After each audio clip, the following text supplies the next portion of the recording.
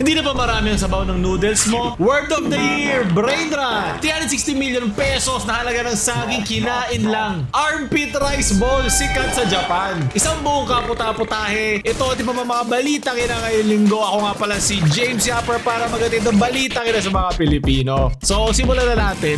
May humabol pa ng 2024, pwede na magsimula ang 2025. So, ito may pinadala sa ating examination. Alam nyo ba lahat ang sagot dyan? That was so good.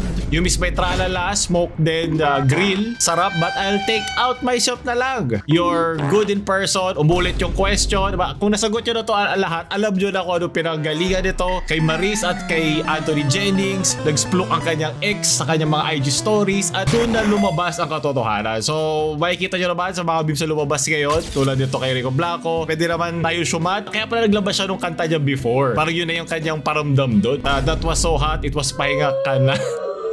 O speaking of pagkain, eto sinend sa akin sa TikTok. Na nag-viral daw itong kumpol na mga salitang ito. Hindi na marami ang sabaw ng noodles. Yung susup-sup ko noodles, sabi nyo bulalo. Bakit ako bibigyan ng cup noodles? Bakit ko babayaran yung cup noodles?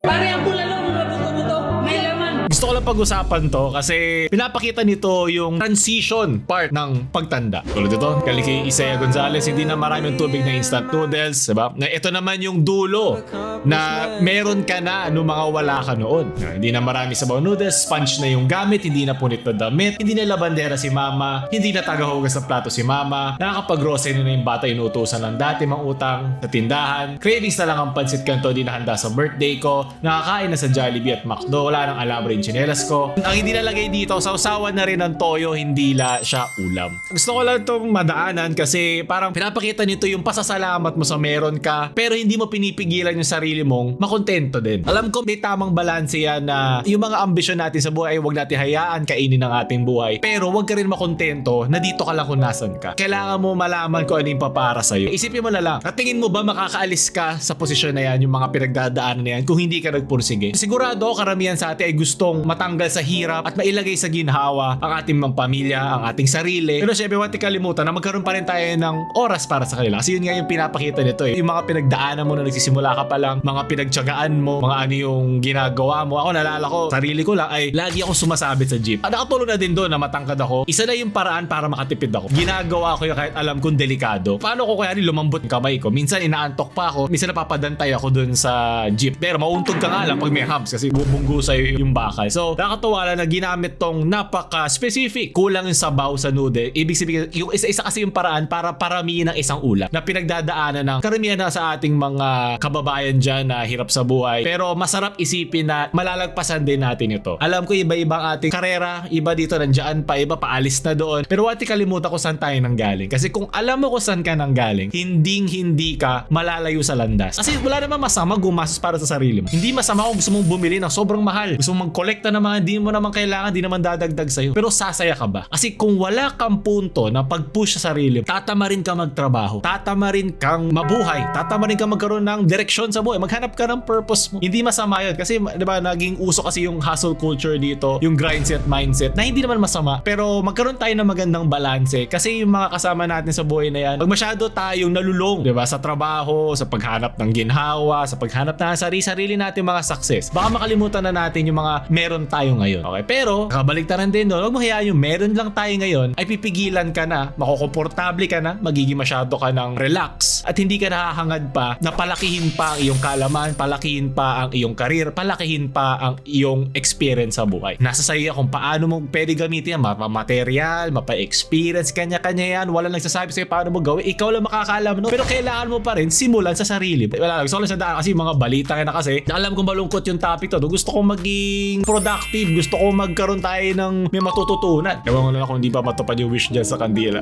Well, hindi ito yung sasabaw, pero siguro doon mo lang hindi para sa yung kandila ng patay pa nagbo-birthday ka. Ito yung isang selebrasyon sa pinaghirapan mo sa taon na yon. At sana hindi pa yun yung last mo na birthday.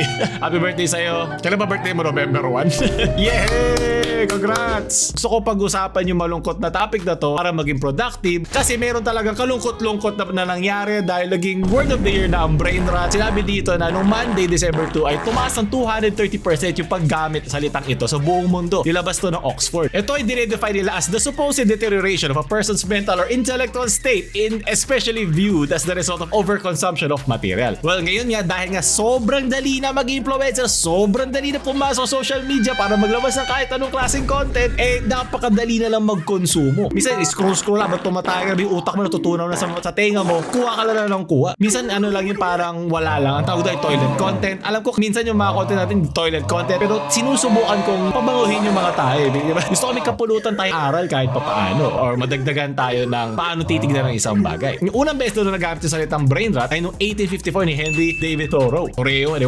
Binasa ko yung pagkakasabi doon sa kanyang librong Walden. While England endeavors to cure the potato rot, will not any endeavor to cure the brain rot which prevails so much more widely and fatally. Endeavor is attempt. Sabi ko kasi dinadagdagan natin ang kaalaman natin sa mga iba't ibang mga salita. Kung alam nyo nga yung Pinoy brain rot na pinagdaanan din natin, yung mga sobrang dank edits, sobrang dami na lang kasi ng pwedeng gumawa. Meron tayong para isang dagat ng halo-halong material, skibidi toilet, di ba? Kung naalala nyo, yung sa may bahay, aming guning, Merry Rizmas na maluwalhati, ang skibidi, pag siyang naghari, araw-araw ay magiging Rizmas lagi. Ang sanhipo ng pagyat dito, ifanum tax ang aginaldo. At least bagay, kung sakaling kami Ohio, pasensya na pagkat kami magre-Rizzler. Kung naitinda mo yung kalahati no ibig sabihin ng mga salitang yun, papunta ka na sa brain rot. Pero yun nga, sa dami ng mga termino na pwede mong gamitin dito sa Pilipinas at sa buong mundo, ito yung tinatawag nga nilang brain rot. Kasi lahat tayo, pwede tayo mag-search ang meaning na isang bagay. So ngayon, lahat kayo gusto magsabi ng meaning na isang bagay. At syempre, alam na tulad nung sa libro na Frindle, kasi gamitin natin yung mga pinag-aralan natin, mga binasa natin dati. Yung Frindle ay isa pang salita para sa ballpen. At naging isa siyang tunay na salita pag dumami na yung mga tao na gumagamit nun. Ganoon lang naman kisimula isang salita. At sa dami nga naman ng pagpapalitan ng mga salita, lalo na sa mga memes, sa mga iba't ibang cultures, sa iba ibang mga communities, online, sa social media, mga Discord groups, mod groups, Reddit, napakadami niyan. Kahit isa-isa yung kabut tayong siyam-siyam dito, hanggang pag-brain rot na ilaway ko ako sa pagsalita dito, ay sobrang dami tuloy mga salitang nabubuo. May iba't iba na mga meaning. Copy ko block. Ayan, barcode. Ay, meron ng panulak. Tignan natin yung presyo. Barcode din yung suot niya. Tignan natin yung presyo. Ayan na, sukat. Ayan. Sukat ka na, boy. Ayan na. Magkano halaga mo? Tingnan mo, copy ko block. Yan ang tattoo yan. Malay mo, ang meaning pala niya, yan pala yung lagi niya iniinom bago siya pumasok sa trabaho. Para bayaran yung gamot ng kanyang magulang, yung kanyang naghihirap na nanay. Diba di natin maintindihan ang pinagdadaanan ng tao hanggang di natin nakikilala siya, di ba? Sunod na balita, ito naman nakakatawa kasi meron daw saging na pinangalan ng comedian ng isang Italian artist na binili. Ito po yung saging na idinikit sa pader gamit ang duct tape. Nabili po ito sa halagang $6.2 million. Oh my God. US dollars po Ilang yan. bahay na yan, O katumbas na may Tama naman, paano ka hindi matatawa ko ikaw yung 2 taon? Paano? 160 million pesos na isang negosyanteng may-ari ng cryptocurrency company. Sino pa ba pwede makabili doon kundi ang CEO na isang cryptocurrency? Pero alam mo, may mga allegation sa kanya, lalo na sa social media, na baka paraan to para makapag-money laundering. Kasi, di ba, nagiging malinis na pera na kasi isa siyang Chinese national tapos kinain niya sa ibang lugar para malipat yung pera ng malinis. Pero ang naka-duct tape na banana, wala na. Dahil Ang bobo talaga. kinain na niya ito. Anya, mas masarap daw ito kaysa Siyempre, sa masarap ang malinis na ibang mga pera. saging. Nagto-flex lang siya. Isipin mo lang yung mga gaano karaming tao sana napakain nun. Alam ko, hindi dapat natin binibigyan ng responsibilidad yung mga tao nakakaginhawa para tulungan lahat ng tao. Alam mo, kasi bisa naalala ko yan sa mga collection ko, may nagko-comment doon, bakit mo ka bumibili ka ba yan? Mahal-mahal, ba't di ko wala mag-charity? Diba? Meron tayong mga ganong parang utang na loob mentality na para bang hindi ka pwedeng mag-enjoy sa sarili mong buhay na dapat meron kang paggastusan na hindi ikaw. At bilang isang breadwinner, naiintindihan ko yun. So, bakit hanggang ngayon narinig ko pa to sa mga tao, di ko naman kapamilya. Sino ka ba? So, naalala ko lang yun. Pero to, literal kabobohan yung purpose nito eh. Wala siya ibang meaning eh. Kaya marami nagsususpect na meron pang mas malalim na ginawa to, which is yun nga daw, mga aligasyon ng paglinis ng pera na marumi. Kasi since galing siya sa cryptocurrency, alam naman natin na madaling gamitin ng mga kriminal sa mga ganong bagay, baka yun yung paraan para mapaganda yung kanyang tax exemptions, diba? Pag gumagastos ka ng ganong kalalaking mga halaga, di natin masasabi. Pero yun yung mga ibang teorya na pinres nagpresenta ng madla tungkol dyan. Tawa lang ako na nakita ko, kala ko parang kala ko brain rot lang na title. Parang, ha? Patigil na lang ako eh. Sunod na balita na lang. Siyempre, dapat meron tayo panghimagas sa dahan-dahan na kumikinis na yung utak ko sa mga binabasa natin. Ito naman ay gumagawa ng armpit rice balls kayo sa Japan gamit ang pawis ng mga kawaii girls. Ayun, ako bisa di ko alam ano nangyari nung nabagsakan sila eh. Pero ayun na nga. So dito, ginagamit ng mga babae yung kanilang kilikili. Hindi ko siya makwento rin yung tatawa. Ginagamit ng kanilang mga kilikili para mabuo isang rice ball. Ang rice ball ay maaaring mayroong palaman sa loob. Pero kailangan mo din naman, kamay mo kasi normally ginagawa yan, para ma-mesh, para mapagsama-sama mo yung utak mo. Para mapagsama-sama mo yung rice ball para pwedeng kainin. Pwede mo to lagyan ng palaman, lagyan mo ng pampalasa. Iba ginagamit ay vinegar o sesame oil combination para maging mas sticky yung rice. Pero ito, ginagamit ng pampasticky dito ay ang ice cream yummy, sticky, skibidi toilet ka dito sa pawis ng mga babaeng to. So, hindi ko mahanap yung mismong store. Pero, syempre, maraming mga doktor na naalarma kasi maraming pa pwedeng maipasa ng mga klase ng sakit ang pawis. Kahit sabihin mong dinisinfect naman daw talaga nila, talagang nag-prepare sila ng katawan nila para gawin yung rice ball. Pero naalala niyo, meron yung mga sushi na nakaubad sila. Para ganun din, mahilig sila gawin yun. Mahilig yung mga Hapon sa mga ganun. Hindi ko lang kung kulang lang sila sa NNN o ito lang yung kahiligan nila kumain ng mga hilaw na bagay at may gustong-gusto sila daw. Pero meron kasi sexual significance yung ating mga kilikili. Kasi dyan nagnagaling ang karamihan sa ating mga pheromone. Kaya minsan, di ba, minsan bahong-baho ka sa isang tao, kahit nakikita mo pala siya sa malayo, may naman, bangong-bango ka kahit wala siyang pabango. Ibig sabihin nung kayo ay compatible sa inyong body chemistry. Hindi naman ibig sabihin nun ay magkakatuluyan kayo, pero sa paraan ng physical ay maaaring mas madali kayong